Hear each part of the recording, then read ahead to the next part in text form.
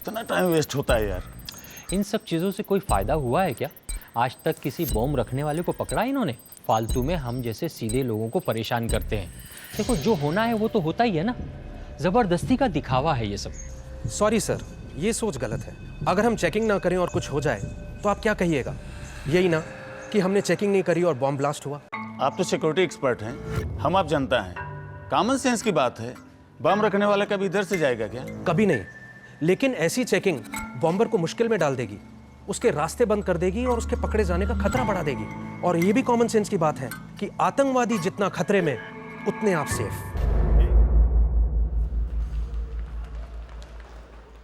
শূন্য জেঠা গ্রহ হরে প্রাচী। ঠিক আছে, তো আজকে আমরা রবীন্দ্রনাথ ঠাকুরের একটা কবিতার চর্চা করব। হ্যাঁ, চিত্ত জেঠা ভয় শূন্য, উচ্চ জেঠা শীল, জ্ঞান জেঠা শূন্য জেঠা গ্রহরে প্রাচীর। तो वीकेंड पर जगन्नाथपुर माँ बाबा के पास। अरे ना बाबा, मैं अकेले ही कमरे में बैठ के कोई किताब पढ़ लूँगी। जगन्नाथपुर जाती हो ना तो माँ बाबा का लूप शुरू हो जाता है। अब तुम्हारे लिए एक लड़का ढूंढना ओनू, तुम्हारी शादी करनी ओनू, अभी करनी ओनू, शादी ओनू। उफ बाबा रे। तो कर लो ना शादी, इतनी बुरी बात भी तो नहीं है। खुद के लिए एक लाइफ पार्टनर ढूंढ ही लो, एक नया लाइफ पार्टनर। मैं अपने आप को वक्त देना चाहती हूँ। ओनू, अपने आप को वक्त देने का भी एक वक्त होता है, उसके बाद समझौता करना पड़ता है, सबको करना पड़ता है। ओनू, कुछ लोग होते हैं जो हमारे लिए नहीं बने होते हैं, जैसे कि अमित। अमित तुम्हारे लिए बना ही नहीं था। Just accept it. वाणी, क्यों करते हैं लोग समझौता? यादें, उन पुरानी यादों का क्या? पुरानी यादें मिटाने के लिए नई यादें बनानी पड़ती है। ओनू, नो चॉइस। ट्राई करूँगी, एक लास्ट बार ट्राई करूँगी। Sounds good. चल।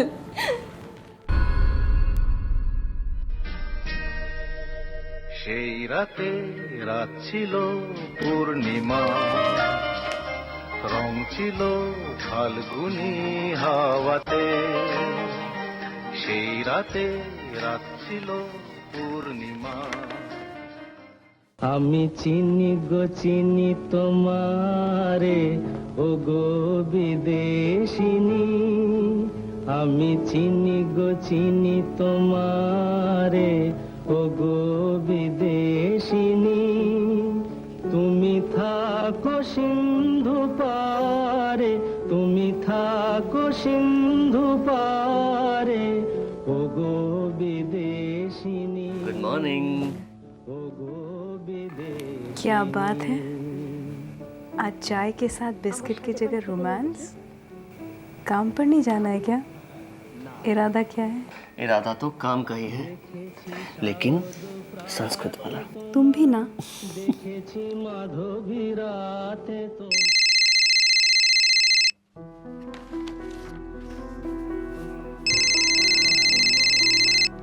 है शेखर, बोलो। अनुदी, आज मैं नहीं आऊँगा, मुझे ना कुछ असाइनमेंट्स पूरे करने हैं, उसके बाद ही मैं घर से निकलूंगा। ठीक है, लेकिन रात के खाने पर तो रहोगे ना? दीदी, मैं श्योर नहीं बोल सकता, मैं आपको फ़ोन करूंगा, शाम को फ़ोन करूंगा आपको, यस या नो। शेखर, ठीक है। हाँ, अनु, शनिवार रविवार को क्या स्पेशल क्लास है तेरा? नहीं तो माँ, घर पर ही हूँ। तू घर पे नहीं, किराए के मकान में है। घर ये है तेरा, जहाँ हम पूरा हफ्ता इंतजार करते हैं तेरे आने का। माँ प्लीज़ हाई ड्रामा क्रिएट मत करो, मुझे ढेर सारे पेपर्स करेक्ट करने थे इसलिए नहीं आ पाई। नेक्स्ट वीक आऊंगी पक्का। पर वो तो तू यहाँ भी कर सकती थी बेटा। कहा ना आशबो नेक्स्ट वीक, पक्का आशबो। बाबा तुझे बहुत याद करते हैं बेटा। मैं भी माँ बहुत याद करती हूँ सबको।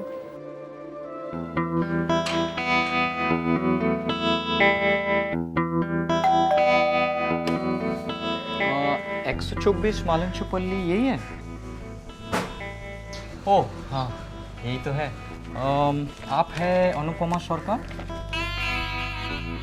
मेरे फेस पर लिखा है अनुपमा सरकार। नहीं, मुझे लगा। गलत लगा, ऊपर रहती है। ऊपर कैसे जाते हैं? नॉर्मली हम इन्हीं सीढ़ियों से चल के जाते हैं। लीजिए। Thank you.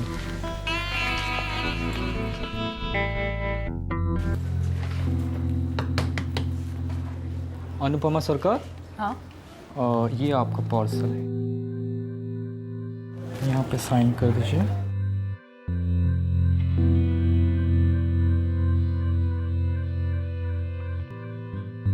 Thank you.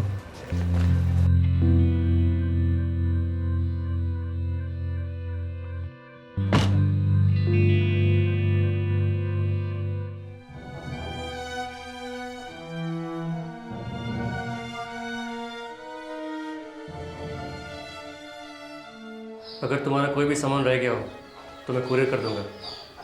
मैं तुम्हारी कोई भी चीज़ अपने पास नहीं रखूंगा।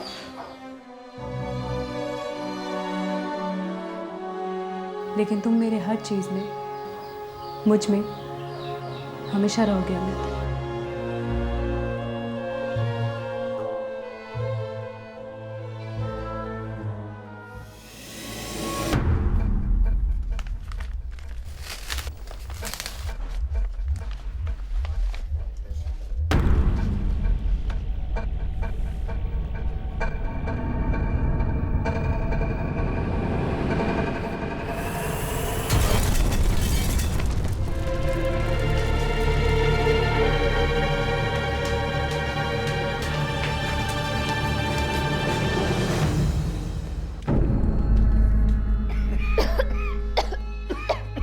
কি হলো বাত?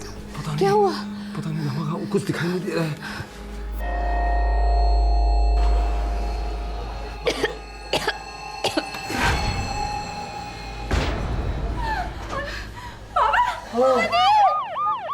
ये क्या हो गया?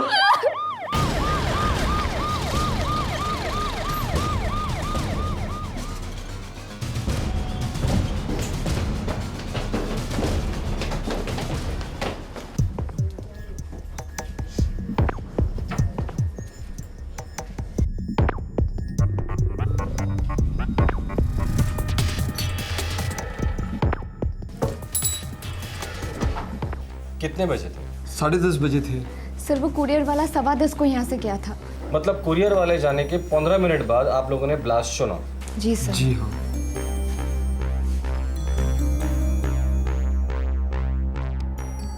सर पिछले 6 महीने से अनुपमा हमारे यहाँ किराएदार थी। अकेली रहती थी? जी कभी कभी इसका छोटा भाई शेखर आ जाता था रहने के लिए। की काज को?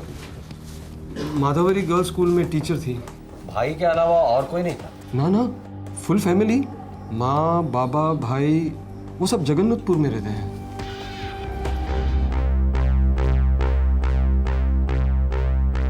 अब तक जो कुछ समझ में आ रहा है, ये आईईडी है, इम्प्रूव्ड एक्सप्लोसिव डिवाइस। सर ये आईईडी का इस्तेमाल तो माओवादी आतंकवादी करते हैं। और हाथ पैरों में भी कुछ चोटें आई हैं। अगर उस वक्त उस रूम में और कोई भी होता तो शायद वो भी मर जाता। पर उस वक्त कमरे में लड़की के अलावा कोई नहीं था और एक लड़की को मारने के लिए पूरा बम। अजीब, या तो एड्रेस गलत था या तो बम गलत था। किसी तो भूल छिलो डॉक्टर, कुछ तो गलत था। कंफर्म आईईडी है। वायरिंग ऐसी की गई थी कि बुक खोलते ही ट्रिगर दब जाता और एक बहुत बड़ा धमाका। पार्सल अनुपमा के नाम का था, मतलब उसके घर पे बॉम्ब भेजा था उसकी जान लेने के लिए। लगता तो ऐसे ही है। अच्छा, ये जो आईईडी इस्तेमाल किया था वो प्रोफेशनल किस्म का था या घर पर बनाया हुआ था? Professional, very professional. ये रही हमारी नक्सलियों की फाइल। लास्ट 6 मंथ में जहाँ जहाँ नक्सलियों ने और माओवादियों ने ये आईडी इस्तेमाल किए हैं वो बिल्कुल इस आईडी से मिलते जुलते हैं। मतलब इसमें नक्सल वाला एंगल भी हो सकता है?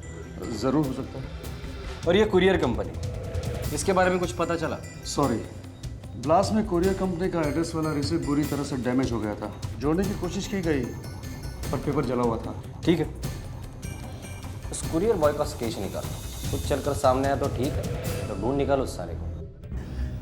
मेरी बेटी एक सीधी सादी स्कूल टीचर थी। धमाके में जो बम इस्तेमाल हुआ है वो किसी भी एंगल से सीधा साधा नहीं था मिस्टर सरकार। सर अनुपमा दी पर आप डाउट कर ही नहीं सकते, वो बहुत ही क्लीन लेडी थी। 6 महीने से रहती थी यहाँ। कौन कौन आता था मिलने? 1-2 बार उसके माँ बाबा आए थे, उसे देखकर चले गए।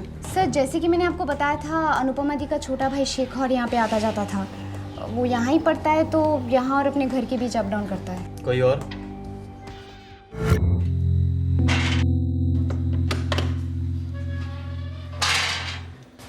अनुपमा सरकार यहीं रहती है क्या? जी, ऊपर के कमरे में। धन्यवाद। सर, अनुपमा दी के माँ बाबा और भाई के अलावा मैंने उस आदमी को 2-4 बार देखा है। आखिरी बार उस आदमी को कब देखा था? यही कहीं 6-8 हफ्ते पहले। कौन था वो? नो आइडिया सर, मैंने ना उसे पूछा ना अनुपमा दी से। कैसा दिखता था? सर मीडियम बिल्ड था, थोड़ा सा गोरा था। ये अमित सेन गुप्ता कौन है? नहीं पता, कभी सुना नहीं उसके बारे में। पर सर वो कुरियर वाला जो पार्सल देने आया था, उस पार्सल पे अमित सेन गुप्ता का नाम लिखा था। ये लड़का जो पार्सल देने आया था, कुरियर वाला, उसका हुलिया चाहिए हमें। अमित सेन गुप्ता मेरी बेटी का एक्स हस्बैंड, डिवोर्स हो गया था उनका, गजोल में रहता है। एनवलप पे भी यही लिखा है, अमित सेन गुप्ता गजोल। जी, अमित का नक्सलवादियों के साथ कोई कनेक्शन है? हमें नहीं पता। 5 साल पहले शादी हुई थी दोनों की, डिवोर्स 2 साल पहले हो गया था। 2 साल पहले जब वो शादीशुदा थे, तब उसका नक्सलवादियों के साथ कोई रिश्ता था? हमें कुछ नहीं पता इंस्पेक्टर। तो आपको क्या पता है मिस्टर सरकार? बस इतना कि वो आदमी हमारी अनु के लिए ठीक नहीं था। सर, वो अनुदी से नफरत करता था। इतनी नफरत कि उसने उसे इस तरह से मार डाला? हाँ सर, क्योंकि अनुदी ने उसे छोड़ दिया था। क्यों छोड़ दिया था उसे? मैं और रीना कॉलेज में एक साथ थे। एक साथ थे? हमारी शादी के पहले बताया क्यों नहीं तुमने मुझे? क्योंकि तब मुझे भी नहीं पता था कि रीना के लिए मेरी फीलिंग्स क्या है। इसका मतलब मुझसे शादी करने के बाद तुम्हारे उस रीना के लिए फीलिंग्स जाग उठी। मेरे पीठ पीछे नाजायज अफेयर शुरू हो गया। तुम्हें कोई आइडिया नहीं है तुम कितनी घटिया हरकत कर रहे हो। शादी से पहले पता होता तो कभी बेटी नहीं देते उसे। साला पकड़े जाने के बाद भी मेरी दीदी से बोला मैं रीना को भुला नहीं सकता, नहीं छोड़ सकता उसे। इतना बेशरम इंसान है ये अमित सेन गुप्ता। मेरी बेटी ने उसे बहुत टाइम दिया, 2 साल भुगता उसने, और फिर हताश होकर डिवोर्स मांगा उससे। सर, सच बात तो ये है वो डिवोर्स देना ही नहीं चाहता था। सोने की मुर्गी जो थी मेरी अनुदी, बेचारी कमा कमा कर पैसे इसके हाथ में देती और वो सारा पैसा उस रखी हुई औरत पर खर्च करता। डिवोर्स मांगा तो हाथ उठाया। हमने अपनी बच्ची को कभी डांटा भी नहीं, उसने पीटा मेरी बच्ची को। हमने पुलिस कंप्लेंट भी की थी हबीबपुर पुलिस स्टेशन में। मेरे पास एमसी की कॉपी भी है। तब उसने हमें धमकी भी दी थी, एक न एक दिन वो मेरी बेटी से बदला लेगा, और उसने बदला ले लिया। अनुपमा के साथ मेरी अच्छी जमती थी। कैसी थी वो? काफी डिस्टेंट। अमित के धोखे का शौक वो बर्दाश्त नहीं कर पा रही थी। इनफैक्ट डिवोर्स के बाद भी वो अमित से उतना ही प्यार करती थी। उसके किराए के मकान पे उससे मिलने एक आदमी आता था। कौन आता था? मैं आपसे पूछ रहा हूँ, कौन आता? डिवोर्स के बाद कोई अफेयर? ना। पक्का? पक्का तो बोलते पर आई मीन नहीं कह सकती, पर अफेयर होना मुश्किल है ऑफिसर, बहुत मुश्किल है। मतलब उसने कभी जिक्र नहीं किया उस आदमी के बारे में जो उससे घर पे मिलने आता था? No officer. सर, मुझे नहीं लगता कि मर्डर और ब्लास्ट में कोई नक्सल का एंगल है। मुझे भी यही लगता है, ये बदले वाला मामला होगा। बदला? तलाक के 2 साल बाद, और वो भी इतने खतरनाक और भयानक तरीके से। बैनर्जी, बदले की आग लंबी सुलगती है, हम लोगों ने तो कई बार देखा है। अच्छा, इस कुरियर वाले का क्या हुआ? इंग्लिश बाजार कस्बे में तकरीबन 27 कुरियर कंपनियां हैं। मैंने अपने खबरी नेटवर्क को एक्टिवेट कर दिया है, जल्दी ये लड़का पकड़ा जाएगा। वो अमित सेन गुप्ता, उसका गांव गजोल, वहाँ से क्या खबर है? सर, वहाँ तकरीबन 30 कुरियर कंपनियां हैं और कई तो फ्रेंचाइजी हैं। एक बार ये लड़का पकड़ा गया, ये खुद हमें उस कुरियर कंपनी तक ले जाएगा जहाँ से वो पार्सल आया था। बैनर्जी, गजोल जाने की तैयारी करो। हमारा मुख्य आरोपी अमित सेन गुप्ता ही है, और अब तक तो वही है।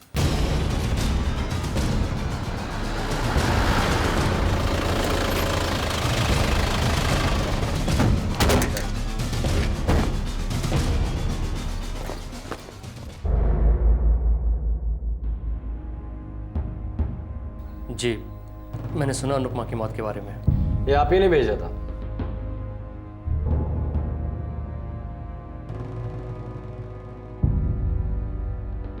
देखिए, ये क्या कह रहे हैं आप? पिछले हफ्ते रीना नाम की लड़की से मेरी सगाई हुई है और मैं अपनी जिंदगी नए सिरे से शुरू कर रहा हूँ। रीना का और तुम्हारा तो शादी के पहले से ही शुरू था ना, तो ये नए सिरे से जिंदगी शुरू करने की बात कहाँ से आती है? पिछले 2 साल से मेरा अनुपमा से कोई कांटेक्ट नहीं रहा है, और फिर मैं उस चैप्टर को ही नहीं बल्कि पूरी किताब को बंद कर चुका हूँ। बम किताब में, किताब लिफाफे में और लिफाफे पर तुम्हारा नाम। क्या तरीका है किताब बंद करने का? बेश तो वाह। तुम मेरी बेटी को धोखा दे रहे हो अमित, और उम्मीद करते हो कि हम तुम्हारा साथ दें, चुप बैठे रहे? किसी चीज की कमी नहीं है आपकी बेटी को। और फिर मैं अनु को छोड़ के किसी और के साथ तो रह नहीं रहा हूँ। पत्नी का दर्जा है उसका। बड़ी मेहरबानी है तुम्हारी, राइट?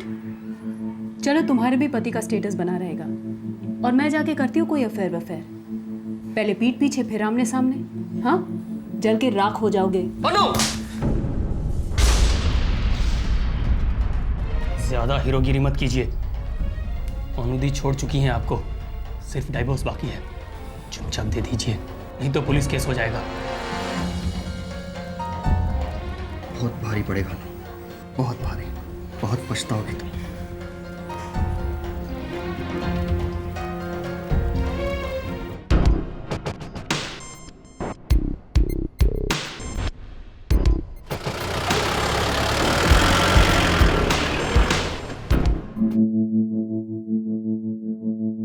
जो टॉर्चर आपको आते हैं सब आजमा लीजिए, मगर सच नहीं बदलेगा। और सच ये है कि मैंने अनुपमा को पार्सल नहीं भेजा है। हो सकता है किसी और ने तुम्हारे नाम से पार्सल भेजा हो। कोई मुझे फंसाने की कोशिश कर रहा है, और आप उसके चाल में फंसते जा रहे हैं। एड्रेस इतना साफ साफ लिखना कातिल की बेवकूफ़ी होगी। सर, ये अमित की चालाकी भी हो सकती है। उसने सोचा होगा खुद का नाम लिखेगा तो कोई शक नहीं करेगा, क्योंकि कातिल अपना नाम और पता तो नहीं लिखता। ये अमित बहुत चालाक है। या कोई उससे भी चालाक है बैनर्जी। मतलब कोई ऐसा शख्स जो अनुपमा और अमित की हिस्ट्री को जानता था, जिसका उसने फायदा उठाया। करेक्ट। जो अनुपमा से बहुत नफरत करता था और जानता था कि उंगली अमित पर ही उठेगी। आपने उसे बीच बाजार में थप्पड़ मारा था, शायद उसका गुस्सा होगा उसको। मुझे लगता है हमें ये बात भी पुलिस को बता देनी चाहिए थी। पता नहीं बेटा, पता नहीं। जाहिर है जो दिख रहा था वैसा था नहीं, कुछ छुपाया जा रहा था, कुछ ऐसा जिसकी जानकारी पुलिस के पास होनी चाहिए थी। आखिरकार इस केस में एक ब्रेक थ्रू मिला जब कुरियर कंपनी का लड़का पुलिस के हाथ लगा। हर newspaper, courier company, TV channel में तेरे लिए संदेशा भेजा था कि आके हमसे मिल, पर तू आया ही नहीं मिलने। सर, मैं बहुत डरा हुआ था। मुझे उस पार्सल के बारे में कुछ नहीं पता था सर। मुझे उस पार्सल के बारे में कुछ पता नहीं था तो डर क्यों गया था तू? सुबह 10:15 बजे तूने पार्सल डिलीवरी किया था। वैसे रोज तू 11 के पहले डिलीवरी करता नहीं है। सर, मुझे मैसेज आया था गजल ऑफिस से, अर्जेंट है। सबसे पहले गजल ब्रांच की खबर लेते, लौट कर लॉकअप में इसकी चमड़ी उधेड़ दी। सर, यहाँ से सैकड़ों पार्सल्स रोज जाते हैं। अब ऐसे में किसी एक पार्सल को पहचानना नामुमकिन है सर। उस पार्सल में बम था मैनेजर साहब, ऐसा बम जो कुरियर इंडस्ट्री की धज्जियां उड़ा सकता है। बम डिलीवर हुआ है आपके ऑफिस से, कोई अचार की बोतल नहीं। मैं आपकी क्या मदद कर सकता हूँ? 16 अप्रैल को पार्सल डिलीवर हुआ था। मुझे उस दिन की सारी बुकिंग और डिलीवरी की रिपोर्ट चाहिए अभी। मैं लेके आता हूँ।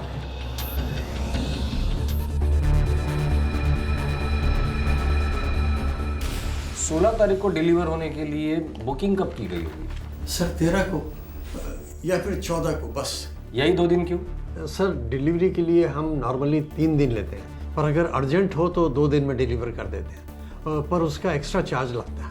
आपके ऑफिस से इंग्लिश टाउन बाजार के ऑफिस को फोन किया गया था और बताया गया था कि ये पार्सल अर्जेंट डिलीवर करना है। जी सर, ये रही रिपोर्ट। ये नंबर ट्राई करो, जरूर बंद रहेगा। करेक्ट सर, डीएक्टिवेटेड है। अमूल चैटर्जी, इसी ने बुकिंग ली थी ना? जी सर। बुलाइए उसे। जो पार्सल अनुपमा सरकार के घर पे ब्लास्ट हुआ, उसके बुकिंग एजेंट आप ही थे? जी, मैंने की थी बुकिंग, और मैंने अखबार में पढ़ा था ब्लास्ट के बारे में। तो अखबार में पढ़ने के बाद मौन व्रत धारण कर लिया था? पुलिस को इन्फॉर्म करना जरूरी नहीं समझा? जी, मैंने बताया था इनको। सर, अमोल ने बताया था, लेकिन हम नहीं चाह रहे थे कि हम किसी लफड़ा में फंस जाएं। पुलिस लफड़ा है? फिर हम लोगों को क्यों गाली देते हो जब बीच बाजार में ब्लास्ट हो जाता है? मैं भला, मेरा घर भला सोचने से एक दिन एक ही घर बचा रहेगा उनकी रडार पर, और वो आपका होगा। बम, सब कुछ खत्म। चुप रहकर आप लोग आतंकवादियों को बढ़ावा देते हो, और बढ़ावा देना उनका साथ देने जैसा ही है, समझे? मैं बताता हूँ, वो 2 लोग आए थे पार्सल लेकर।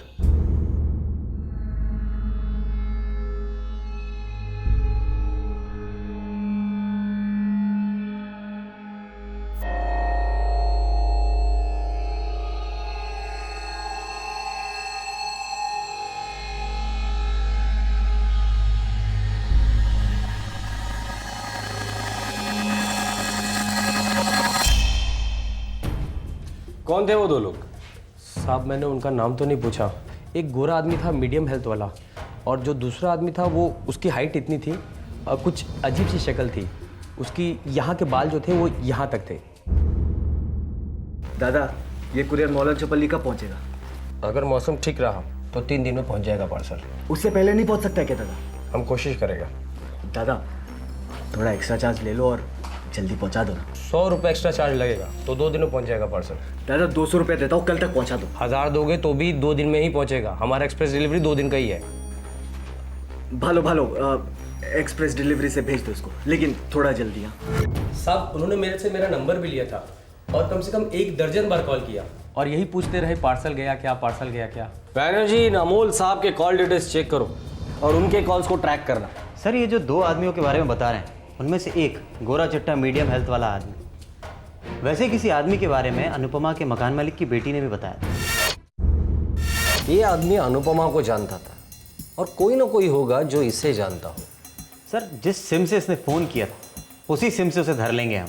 फाइनली इस केस की कड़ियां जुड़ने लगी। अब पुलिस उस शख्स को ढूंढ रही थी जिसने वो पार्सल भेजा था। आखिरकार कौन था ये आदमी? क्या अनुपमा के घर वाले उसे जानते थे? वो पुलिस से क्या छुपा रहे थे? ठीक ठाक कद है, गोरा चिट्टा लड़का है, मौलान चौपाली में अनुपमा से मिलने आता था। वहां कोई नहीं जानता कि वो कौन था। क्यों जानतो ना, किसी को भी नहीं पता। लेकिन ऐसा हो ही नहीं सकता कि अनुपमा ने आपको उसके बारे में कुछ बताया ना हो।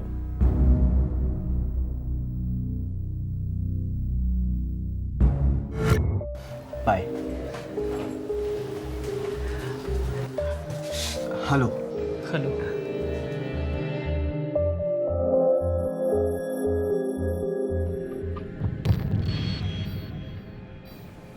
यहाँ के लोकल लाइब्रेरी में मैं मिली उससे। कब की बात है? एक दिन जब मेरा सेल गायब हो गया था तो दूसरे दिन मैं लाइब्रेरी में थी।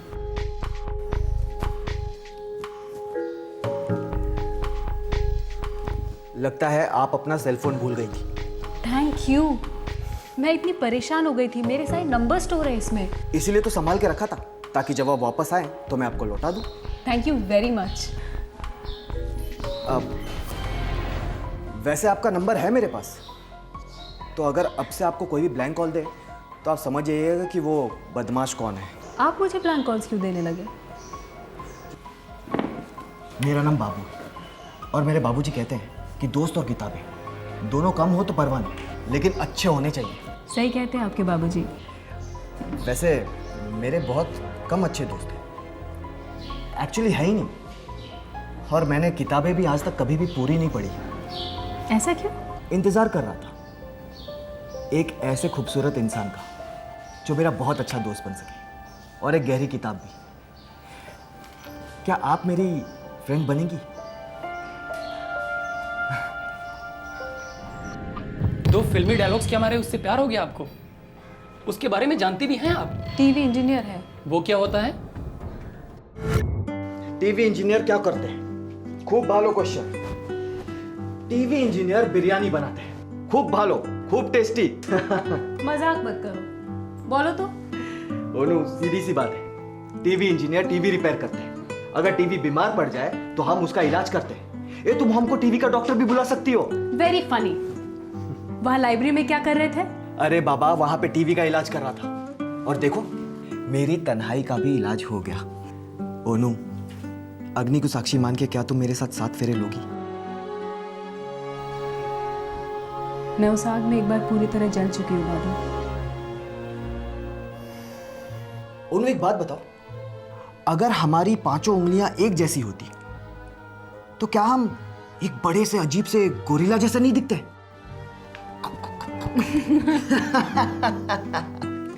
देखा, यूं ही हंसती रहो, खिलखिलाती रहो हमेशा। मैं तुम्हें हमेशा ऐसे ही खुश रखूंगा। जानती हूँ। एक बात नहीं जानती हो तुम? क्या? एक ऐसा वक्त आएगा जब हम बूढ़े हो जाएंगे, चल नहीं पाएंगे, लेकिन फिर भी हमारी वो टीवी चलती रहेगी, पक्का चलेगी।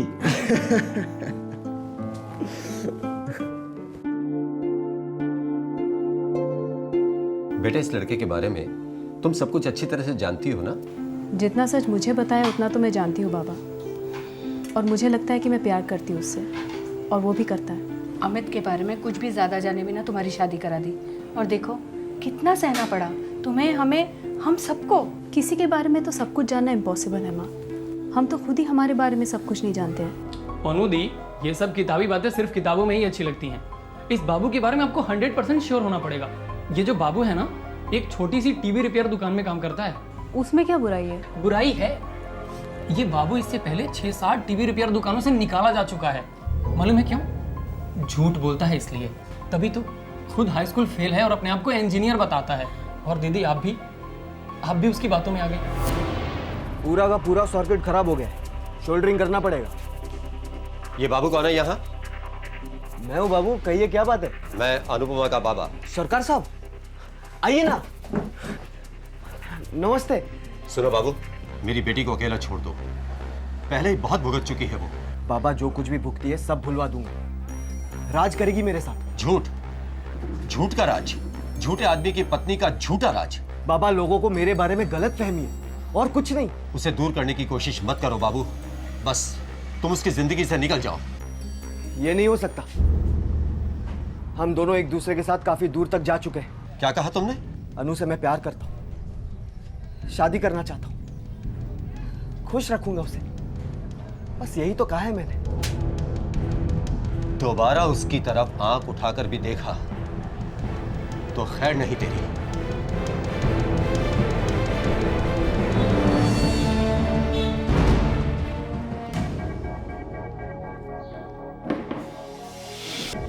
मैंने तुम्हें तुम्हारा फोन इसलिए नहीं लौटाया था ताकि तुम मेरे कॉल्स को रिसीव ना करो। बाबू प्लीज तुम जाओ यहाँ से। मैकेनिक के बदले खुद को इंजीनियर कह दिया तो तुमने मेरा पता ही काट दिया। एक छोटा सा झूठी तो कहा था मैंने। नफरत है मुझे झूठ से, और झूठे इंसान से मैं कोई रिश्ता नहीं रखना चाहती। खुद हरिश्चंद्र की पोती हो क्या तुम? मैंने कभी कोई झूठ नहीं बोला। बोला, मुझसे झूठ बोला, कहा कि प्यार करती हो ना मुझसे, शादी करोगी। वो झूठ नहीं था, लेकिन तुम्हारे झूठ ने मुझे एक नई सच्चाई दिखा दी है। सच्चाई तो मैंने देखी, इस्तेमाल किया तुमने मेरा। क्या मतलब? शादीशुदा थी ना, अकेले नींद नहीं आती थी, नींद की गोली बनाकर निकल गई मुझे। क्या बक रहे हो? तुम्हें सिर्फ अपनी सेक्स की भूख मिटानी थी मेरे साथ। छी, मैं जा रही हूँ और कभी मेरा पीछा मत करना। रुको, सुनो, मैंने तुम्हारे बाबा को माफ कर दिया, अब तुम भी मेरे झूठ को माफ कर दो और चुपचाप से मेरी पत्नी बन जाओ। और तुम मेरा पहला प्यार हो, तुम मेरे जिस्म के साथ ऐसे खेल के नहीं निकल सकती हो। मुझे समझ नहीं आ रहा कि मैं तुम पे हंसूं या रो। ये थर्ड ग्रेड सोच है तुम्हारी, और वैसे भी एक हाई स्कूल फेल से और क्या उम्मीद की जा सकती है।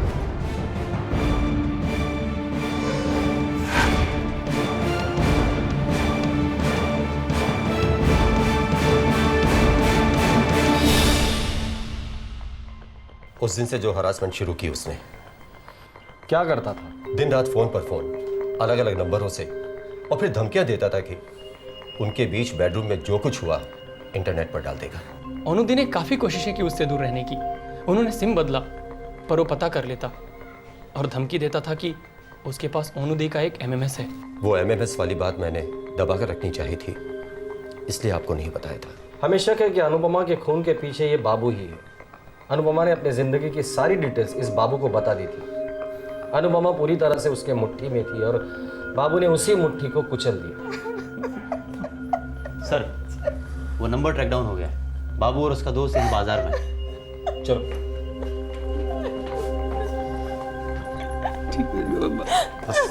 चुप हो जाओ।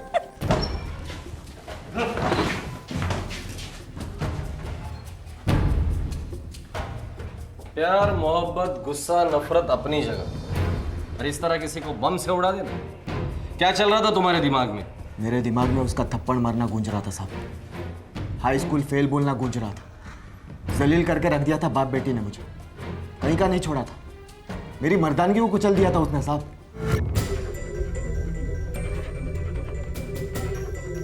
ये काम करेगा ना? अरे बाबा, अब तक तो हर बार काम कर गया है। एक बार टेस्टिंग कर ले।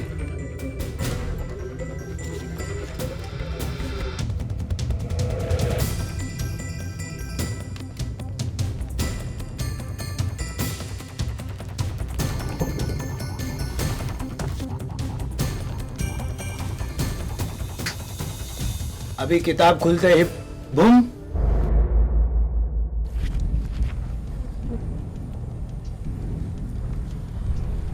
अभी खींच। खूब बोलो, बहुत मस्त चीज है यार।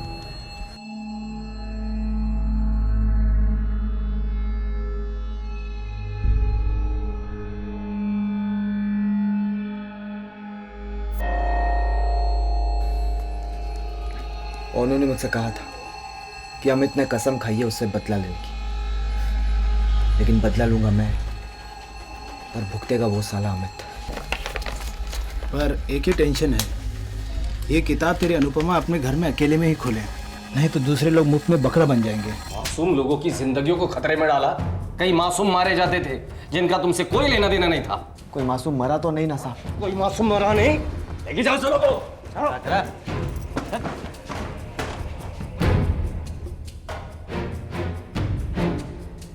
चलो चलो चलो।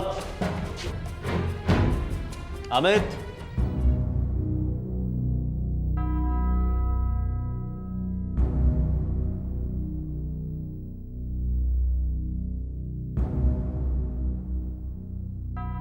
बॉम्ब वाला पार्सल अनुपमा तक पहुंचने के पहले कई हाथों से गुजरा था। किसी के हाथ से गलती से भी किताब खुलती तो न जाने कितनी जाने जाती, पर बॉम्ब अपने सही निशाने पर फूटा, अनुपमा के हाथों में।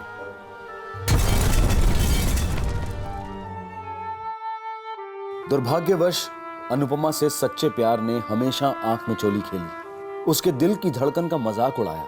उसके दोनों रिलेशनशिप्स विस्फोटक रहे।